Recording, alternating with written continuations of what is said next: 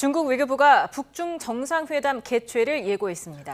시진핑 주석과 김정은 위원장이 만나서 심도 있는 대화를 나눌 거라고 밝혔습니다. 취재 기자를 연결해 자세한 내용 알아봅니다. 권준기 기자, 중국 외교부가 북중 정상회담을 예고했다고요?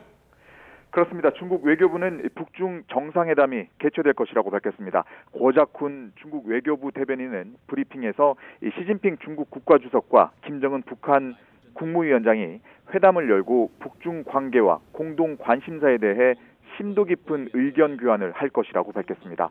또 김정은 위원장이 전승절 기념 행사에 참석하고 양국 최고 지도자가 회담을 갖는 건 중요한 의미를 지닌다고 강조했습니다. 그러면서 중국은 북한과 함께 전략적 소통을 강화하고 교류와 협력을 긴밀히 하길 원한다고 설명했습니다. 또 국정 운영과 관리 경험 교류를 심화시켜 각자의 사회주의 사업과 북중의 전통적 우호 협력 관계를 끊임없이 발전시켜 나가기를 바란다고 덧붙였습니다. 고 대변인은 다만 구체적인 회담 시간과 장소에 대해서는 언급하지 않았습니다. 베이징 현지에서는 김 위원장 일행을 태울 차량이 북한 대사관으로 들어간 것으로 보인다는 소식이 조금 전에 전해졌습니다. 어제 전승절 행사를 마친 시 주석은 오늘 해외 정상들과 양자회담을 이어갔습니다. 라오스, 베트남, 쿠바, 짐바브웨, 슬로바키아 등과 잇따라 정상회담을 개최한 겁니다. 하지만 북한처럼 미리 정상회담을 예고하진 않아 중국이 김정은 위원장과의 회담을 비중 있게 보는 것으로 관측됩니다.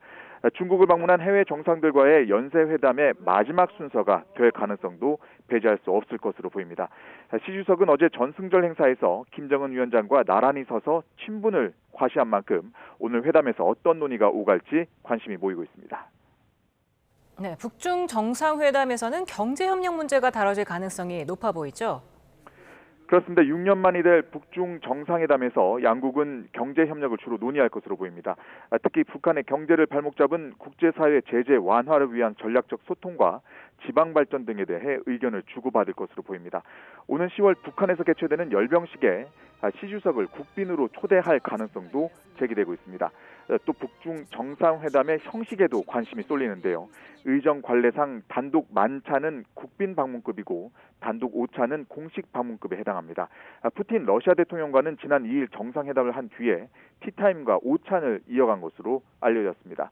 국가안보전략연구원은 김 위원장의 방중을 두고 안보는 러시아와 협력을 지속하고 경제는 중국과 관계를 회복하는 안러 경중 전략을 구사할 가능성이 있다고 분석하기도 했습니다. 앞서 열병식에서 중국 첨단 무기에 관심을 드러낸 김정은이 중국 방위산업 현장을 전격 방문하거나 경제 시찰에 나설 가능성도 있습니다. 김 위원장은 지난 2018년과 2019년 방중 때도 베이징 경제기술개발구와 교통지휘센터 등 중국의 기술 발전 상황을 엿볼 수 있는 시설을 둘러봤기 때문입니다. 어제 열병식에는 모습을 드러내지 않았던 딸 주애가 다시 공식 석상에 나타날지도 관심입니다. 지금까지 국제부에서 YTN 권중입니다.